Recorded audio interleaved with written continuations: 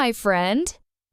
My name is Sarah, and I'm so happy you are here with me today. In this video, I want to tell you a very special story, the story of my past. You will learn about where I was born, how I lived as a child, the places I went, and the people who helped me become who I am today.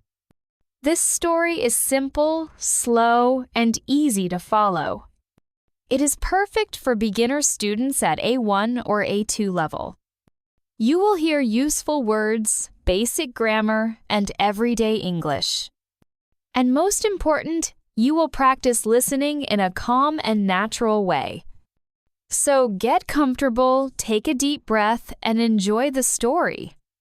And if you enjoy it, please subscribe to the channel. I post new English stories every week to help you learn more and grow with confidence. Let's begin. My past. I was born in a small town in the south of the country. It was a quiet place, surrounded by nature, big trees, open fields, a small river, and fresh air. The town had only one main road, a few small shops, and one school. People knew each other. It was a peaceful life. I lived in a simple house with my parents and my little brother. Our house had one living room, a kitchen, 2 bedrooms, and 1 bathroom. We didn't have a lot of money, but we had love and time together. My parents worked hard. My father was a mechanic. He fixed old cars and motorcycles. My mother stayed home with us. She cooked everyday rice, beans, soup, and sometimes cake on Sundays. When I was a child, I played outside almost every day. We didn't have phones or internet, but we had nature. I played with my brother in the garden.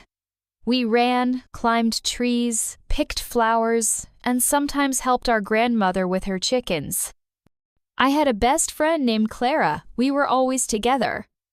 We played with dolls, made little houses out of cardboard, and told each other stories. I went to a small school 5 minutes from home. The building was old, but the teachers were kind. My favorite subject was English, even when I didn't understand everything. I liked the sound of the words. I liked writing simple sentences. One teacher, Miss Laura, gave me a notebook and said, "Sarah, write your dreams in English." That was the first time I felt that English could be part of my life. When I turned 12, everything changed. My father found a new job in a big city, and we moved. I was excited and scared at the same time. The city was loud and fast. There were many cars, tall buildings, and people everywhere. I felt small, lost, and shy.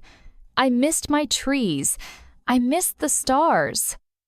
But I tried to stay strong. I started at a new school, and slowly I made new friends. I continued to study English. I listened to English music every night before bed. I watched movies with English subtitles. I kept writing in my notebook. I wrote about my new life. I wrote about the old town. At 15, I joined an English club at school. We played games, did role plays, and practiced speaking. I was nervous, but I spoke anyway. Little by little, I became more confident. At 17, I got my first part-time job at a bookstore. I worked after school and on weekends. I loved that job. The bookstore had a special corner with English books. I sat there on my break and read simple stories. That's where I found my love for storytelling, just like I'm doing now. At 18, I saved money and joined a basic English course. It was not easy, but I never gave up. I studied every night. I spoke in front of mirrors. I practiced with friends. And now, I help others learn too. When I look back, I feel proud. My past was not perfect. I had moments of sadness, fear, and change. But those moments made me stronger.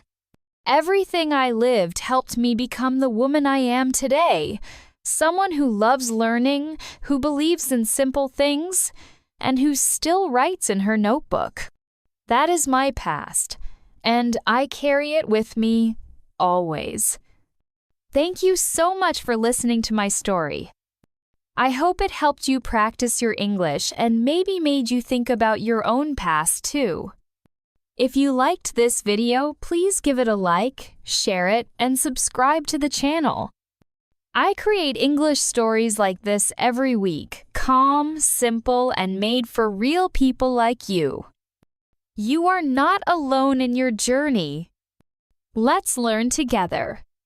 See you in the next story. Bye for now.